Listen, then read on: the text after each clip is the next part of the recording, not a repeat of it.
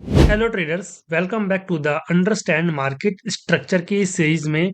और आज हम लोग देखने वाले हैं 6 जून की मार्केट को कि 6 जून को हम लोगों ने कहाँ-कहाँ पे ट्रेड्स लिए थे और जो ट्रेड्स हम लोगों ने लिए थे उनके पीछे का लॉजिक क्या था, हम लोगों ने क्या साइकोलॉजी यूज़ करी थी, कितना रिस्क रिवॉर्ड रखा था, ताकि आप लोगों को मार्केट बिहेवियर के बारे में नॉलेज मिले, मार्केट किस तरीके से मूव करता है, किस तरीके से स्ट्रक्चर को फॉर्म करता है वो सीखने को मिले और साथ ही लाइव मार्केट में किस तरीके से ट्रेडिंग करी जाती है, किस तरीके से थिंकिंग करी जाती है, वो भी सीखने को मिलेगा। ठीक है? तो वीडियो में हम लोग सभी चीज़ों के बारे में बात करेंगे, लाइक हम लोगों ने कौन-सी स्ट्रैटेजी को यूज़ किया या फिर हम लोगों ने प्राइजेक्शन यूज़ किया, हमारा लॉजिक गलत साबित हुआ, सही साबित हुआ, स्टॉप लॉस हिट हुआ या फिर हमको टारगेट अचीव हुआ।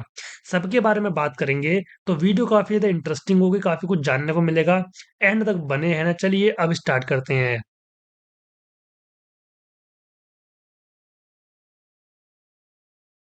6 जून को हम लोगों ने ट्रेड किया था सेंसेक्स के अंदर, ठीक है? अगर हम लोग टोटल नंबर ऑफ ट्रेड्स की बात करें तो आज हम लोगों ने टोटल 2 ट्रेड करे हैं। एक ये मॉर्निंग के टाइम पे एंड सेकंड वन इज़ यहाँ पे, ठीक है? दोनों में ही हमको टारगेट अचीव हुआ है। मार्केट हमारा आज बहुत अच्छी तरीके से मूव किया है। जिसने भी अच्छे से किसी पुलबैक पे काइंड ऑफ ऑप्शन बाय किया होगा कॉल साइड के लिए, उनका अच्छा खासा प्रॉफिट आज हुआ होगा क्योंकि मार्केट आज बहुत अच्छा मूव किया है, ठीक है? तो अब बात करते हैं कि इन 2 ट्रेड्स के पीछे का लॉजिक क्या है? तो लॉजिक जानने से पहले हम लोग बात कर लेते हैं कि मार्केट ओपन होने से पहले हम लोगों ने क्या किया था। हर बार की तरह हम लोगों ने कुछ अपने लेवल्स को, प्राइजेक्शन को, पैटर्न को देखा काइंड ऑफ बड़े टाइम फ्रेम पे, ताकि हमको एक मोटा-मोटा अंदाजा हो जाए कि मार्केट किस जगह पे है और कैसा परफॉर्म कर सकती है। तो सिंपली मैं चला गया 15 मिनट के टाइम फ्रेम पे एंड देन ऊपर यहाँ पे मैंने मार्क किया एक रेजिस्टेंस लेवल, जो कि हमारा प्रीवियस डे का हाई लेवल भी था, ये वाला। अगर आप लोग यहाँ पे ध्यान से देखो, तो इसको मैं मार्क करता हूँ इस पॉइंट पे, देखो यहाँ पे करेक्ट, इसको मैं टच करवा देता हूँ ऐसे, ठीक है? देखो यहाँ पे प्रीवियस डे का हमारा हाई लेवल था, ठीक है? ये एक अच्छा रेजिस्टेंस की तरह हमारा काम करता। साथ ही पीछे यहाँ पे कुछ हॉल्ट्स भी थे, लाइक छोटे-छोटे यहाँ पे ये हॉल्ट्स थे, ठीक है? ये हमारा एक लेवल था इस तरीके से, ठीक है? ऊपर मल्टीपल लेवल्स थे। इसी तरीके से नीचे भी हमारे मल्टीपल लेवल्स थे। एक नीचे ये एक इंट्राडे का वो प्रीवियस डे का लो लेवल था, जो कि आज हमारा सपोर्ट की तरह काम करता अगर मार्केट हमारी इस रेंज के बीच में ओपन होती कहीं पे भी, ठीक है? अगर बड़ा गैप अप या गैप डाउन देती तो हमारी कंडीशन चेंज हो जाती। लाइक अगर बहुत बड़ा गैप डाउन ओपन होती तो यही सपोर्ट अब हमारा काम करता रेजिस्टेंस की तरह, और अगर बहुत बड़ा गैप अप ओपन होती तो यही रेजिस्टेंस हमारा काम करता एज ए सपोर्ट लेवल, ठीक है? अब ये 2 लेवल्स मैंने ड्रॉ कर लिए, ये बीच में हॉल्ट्स थे वो भी मैंने ड्रॉ कर लिए। उसके बाद मैं चला गया और भी बड़े टाइम फ्रेम पे, लाइक 4 आवर या फिर डेली टाइम फ्रेम पे। तो जब मैं 4 आवर पे आया तब मैंने देखा कि मार्केट अपने सपोर्ट ज़ोन से ऊपर जा रहा है। यहाँ पे देखो नीचे एक काफ़ी क्रूशियल सपोर्ट लेवल है ये वाला। इसको आप लोग थोड़ा अपने अकॉर्डिंग एडजस्ट करके इस तरीके से ड्रॉ कर लेना। देखो, मार्केट यहाँ पे मल्टीपल टाइम सपोर्ट ले चुकी है। एक बार यहाँ पे सपोर्ट लिया, ऊपर गई। नीचे आए सपोर्ट लिया, ऊपर गई। अगर मार्केट नीचे आया, यहाँ सपोर्ट ले रहा है, ऊपर जा रहा है। तो अगर मार्केट अपने सपोर्ट से ऊपर जा रहा है तो सिंपली बाइंग सेट का ट्रेड करो और आपका जो लास्ट टारगेट होना चाहिए वो होना चाहिए नेक्स्ट रेजिस्टेंस लेवल, ठीक है? खैर ये तो बड़े टाइम फ्रेम का रेजिस्टेंस लेवल है, बट अगर कोई डायरेक्शनल ट्रेड करना चाहता है उसके लिए जो टारगेट होगा वो होगा ये नेक्स्ट रेजिस्टेंस लेवल का, ठीक है? अब ये चीज़ मैंने देख ली कि मार्केट अपने सपोर्ट से ऊपर जा रही है, तो अगर हमको मार्केट में कहीं भी बाइंग की अपॉर्चुनिटी दिखाई देगी तो हम लोग बाय करेंगे, क्योंकि वहाँ पे ट्रेड के चलने के चांसेस ज़्यादा हो जाएँगे। इतना कुछ देखने के बाद मैं सिंपली आ गया 1 मिनट के टाइम फ्रेम पे। क्योंकि हम लोग स्कैल्पिंग करते हैं, ठीक है? अब बात करते हैं लॉजिक की कि यहाँ पे हम लोगों ने लॉजिक क्या लगाया था। तो देखो यहाँ पे पहले तो हमारा सेंसेक्स ओपन हुआ था थोड़ा-सा गैप डाउन। यहाँ पे देखो काइंड ऑफ ये वाली जो हमारी कैंडल थी, ये हमारी आज की कैंडल है, यानी कि आज 6 जून की। यहाँ पे थोड़ा-सा गैप डाउन ओपन हुआ था या फिर ये कह सकते हैं कि साइडवेज़ ही ओपन हुआ था एंड देन मार्केट नीचे आया, ऊपर गया एंड देन अगेन नीचे आया। यहाँ पे हम लोगों ने कोई भी ट्रेड नहीं किया क्योंकि मार्केट इतना खास मूव नहीं कर रहा था। और साथ ही यहाँ पे देख सकते हो कि मार्केट में बॉडी से ज़्यादा विक्स बन रही थी। देखो बॉडी से ज़्यादा विक्स बन रही थी। यानी कि यहाँ पे काइंड ऑफ वो वॉल्यूम इतना अच्छा नहीं था, ठीक है? इसीलिए हम लोगों ने यहाँ पे कोई भी ट्रेड नहीं किया। जब मार्केट में ये इम्पल्सिव मूव आया ये वाला, बाइंग साइड का जब ये वाला मूव आया, तब हम लोगों ने डिसाइड किया कि हम लोग अब ट्रेड करेंगे। देखो यहाँ पे देखो मार्केट कितना साइडवेज था। उसके कंपैरिज़न में यहाँ पे देखो ये बाइंग कितनी ज़्यादा फ़ास्ट आई है। ये 1-1 मिनट की 2 कैंडल हैं, एक ये वाली और एक ये वाली। इन 2 कैंडल में ही मार्केट इतना ऊपर चला गया। ठीक है? तो सिंपली यहाँ पे मार्केट में मूव आया, मूव आने के बाद में हम लोग डायरेक्टली ऐसे एंटर नहीं करते हैं, सिंपली वेट करते हैं पुल बैक का एंड देन मार्केट नीचे पुल बैक लेने के लिए आया। पुल बैक काफ़ी ज़्यादा बड़ा हो गया था ये वाला काइंड ऑफ। इसमें जो है जितने भी फ्रेश बायर्स एंटर कर रहे होंगे उनको एग्ज़िट करवाया गया होगा।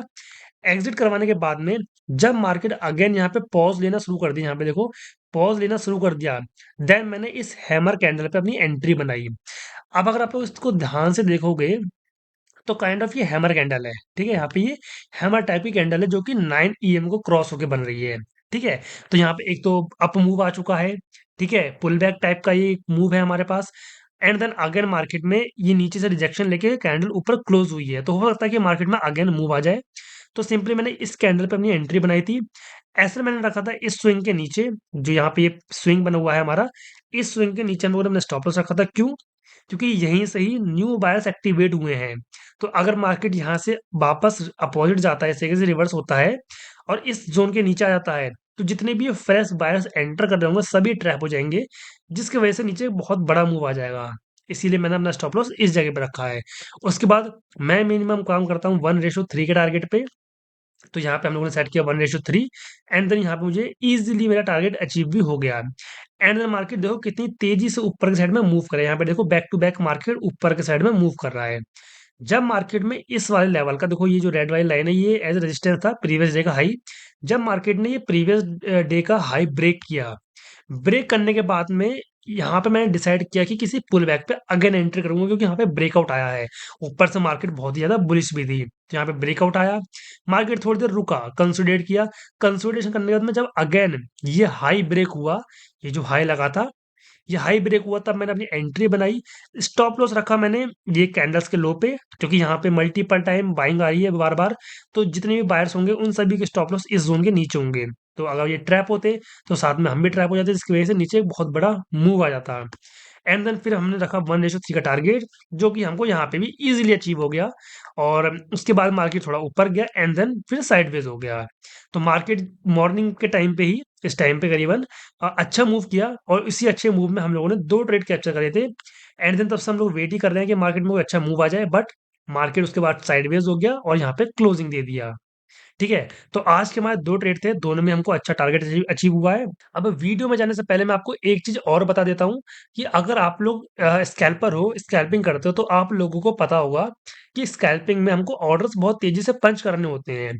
तो अगर ऐसे में आपके पास में एक अच्छा फीचर नहीं होगा या फिर एक अच्छा सिस्टम नहीं होगा, तो आप लोग या तो अपना ट्रेड मिस कर दोगे, या फिर अगर आपका ट्रेड पंच हो भी जाता है, तो वो काफ़ी ज़्यादा ऊपर पंच हो जाएगा, यानी काफ़ी ज़्यादा लेट हो जाएगा। क्योंकि स्कैल्पिंग में हमको 3-4 पॉइंट भी बहुत ज़्यादा मैटर करते हैं। तो अगर आप लोग स्कैल्पर हो और आप लोग कोई ऐसा फीचर चाहते हो जिसकी हेल्प से बहुत तेज़ी से अपने ऑर्डर को पंच कर पाओ, तो ऐसे में आप लोग यूज़ कर सकते हो स्कैल्पर मोड को। अब स्कैल्पर मोड क्या है? स्कैल्पर मोड बेसिकली एक फीचर है जो कि हमको धन की तरफ से मिलता है, और धन एक बहुत ही बढ़िया ब्रोकर है, जहाँ पे आप लोग ट्रेडिंग, इन्वेस्टिंग सब कुछ एक ही जगह पे कर सकते हो। तो अगर आप लोगों को भी स्कैल्पर मोड यूज़ करना है, तो सिंपली डिस्क्रिप्शन में जाना, मैंने वहाँ पे धन का लिंक प्रोवाइड कर दिया है, जाकर चेकआउट करो, अकाउंट अपना ओपन करवाओ। अकाउंट ओपन हो जाने के बाद सिंपली आपको आना है अपने चार्ट पे, जहाँ पे भी आपको स्कैल्पिंग करनी है। लाइक यहाँ पे मैं खोल लेता हूँ बगल में एक ऑप्शन का चार्ट। लाइक अगर मुझे ऑप्शन ट्रेडिंग करनी है, ऑप्शन में स्कैल्पिंग करनी है, तो यहाँ पे मैं अपना ऑप्शन खोल लूँगा। ऑप्शन को खोलने के बाद सिंपली मैं क्लिक कर दूँगा ऊपर ये स्कैल्पर वाले बटन पे, ठीक है? एंड देन मेरे सामने छोटी-सी विंडो ओपन हो जाएगी।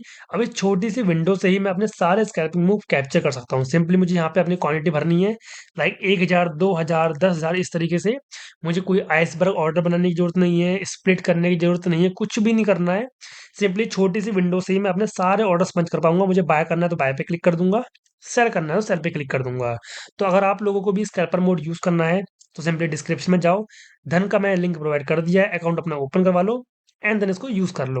बाकी आज हम लोगों ने जो 2 ट्रेड करे हैं, उनके पीछे का मैंने आपको लॉजिक बता दिया है। रिस्क रिवॉर्ड, ट्रांज़ैक्शन हम लोगों ने नॉर्मली फॉलो किया है। कोई ऐसा इंडिकेटर या फिर कोई काइंड ऑफ कोई कोई रॉकेट साइंस हम लोगों ने यूज़ नहीं किया है। ठीक है? बाकी अब मिलेंगे इसी तरीके की नेक्स्ट वीडियो में, तब तक के लिए take care and thanks for watching this video guys.